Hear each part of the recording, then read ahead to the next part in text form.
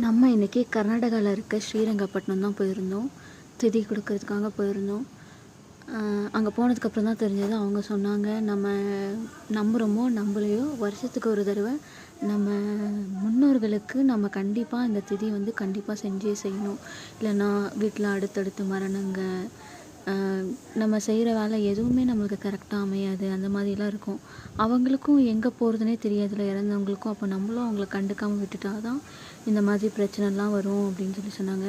அதனால் வருஷத்துக்கு ஒரு தடவை கண்டிப்பாக நம்ம எங்கே இருந்தாலும் நம்ம முன்னோர்களுக்கு கண்டிப்பாக பூஜை கொடுத்துடணும். ஸ்ரீரங்கப்பட்டினம் போயிருந்தோம்ல, ஆத்தோரமாக வச்சு அங்கேயே ஐயரெல்லாம் நிறைய பேர் இருக்காங்க.